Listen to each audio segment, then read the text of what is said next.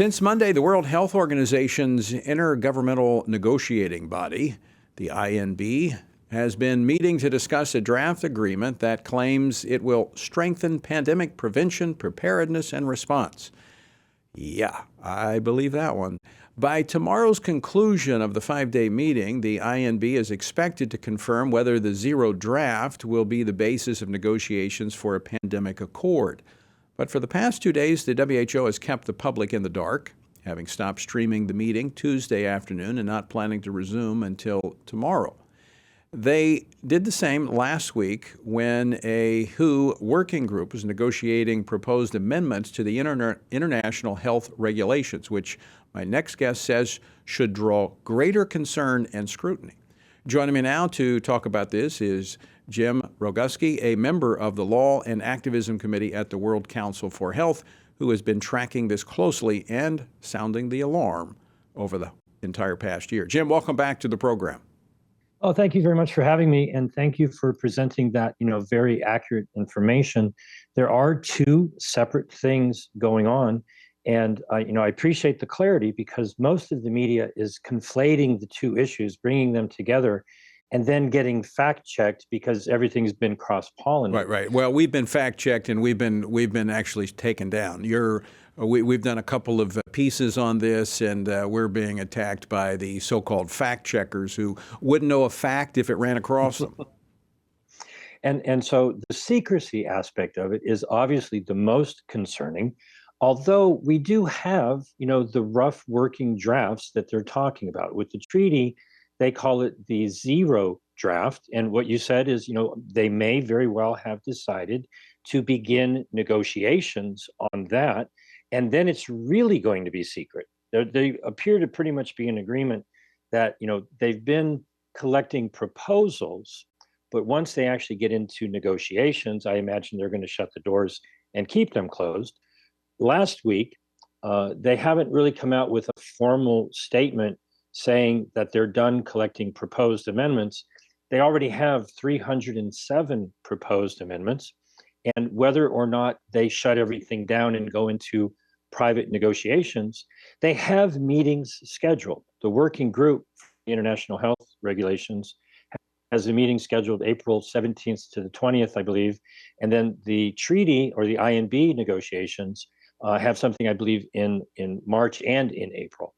And so, the discussions continue, but where's the public comment?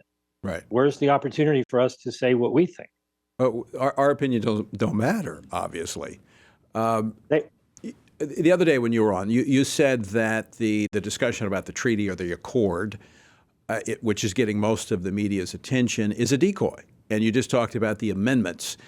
Will those amendments in the changing of the current protocols, will that essentially accomplish everything that's being put forth in this accord? Well, see, that's the whole thing. People cross-pollinate, this and that. And so the treaty is a real thing. It's very, very problematic. But it gives lip service to sovereignty and equity and inclusivity and health and all that. If you read the first 12 pages of the zero draft of the treaty, you'd come away thinking, wow, this doesn't sound so bad. The rest of it is problematic. But what is happening is people are reading the details of the proposed amendments, attributing it to the treaty, and people are just simply not paying attention to the proposed amendments. And the manner in which the proposed amendments are adopted is of great concern, because last year they adopted amendments to the regulations, and all they did, the concept is silence is consent. They put forth the documents before the assembly. They said, does anybody object? They waited about 10 seconds. Nobody objected. It has been adopted. Now, they have still not come into force, and nobody has raised an issue about, well, the president didn't sign it and the Senate didn't discuss it. There are amendments sitting just about ready to come into force later this year, and nobody talked about that, because the process by which amendments are adopted is that simple. And so they've identified, meaning the WHO and all of the delegates have identified, just how easy it is to change the amendments.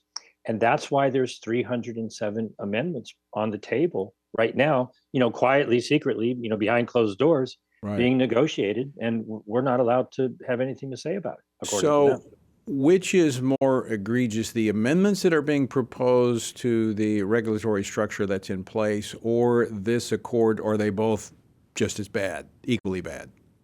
Well, they're different. And so, what is in the amendments that is of great concern are proposals from the European Union for a global digital health certificate. There are other nations who proposed similar and related amendments, but the bulk of it is coming from the EU. The EU is very much into tracking and tracing and digital gulag, if you will. None of that is in the treaty. So if people are talking about that, but attributing I it to see. the treaty, that's a decoy, that's a confusion. And all they would have to do is break that out in May when they meet and say, does anybody object to this digital global health certificate, vaccine passport, digital ID, whatever you want to call it? And if no one objects, boom, it's international law has been changed. So the remedy for, I'm going to talk specifically about the United States because we've had members of Congress on yesterday. Senator Johnson of Wisconsin was on, and he has a measure that would treat this accord as a treaty requiring a supermajority approval of the Senate. Doesn't address the issue of the amendments that you've raised. Other members I've talked to, in fact, I asked him about this as well, are proposing, in fact, talked to some members last night, simply zeroing out funding to the WHO here from the United States, essentially pulling us out of it. Well, essentially not. That would not be the case. Most people are shocked when they learn that the largest funder over the past 2 years to the WHO is actually Germany. And the WHO's budget is approximately $4 billion a year.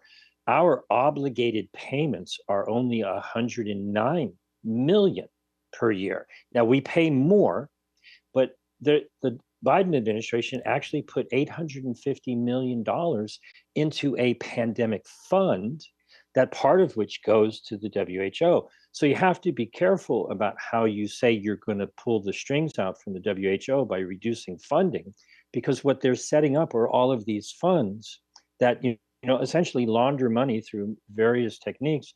The World Bank's pandemic fund Yeah.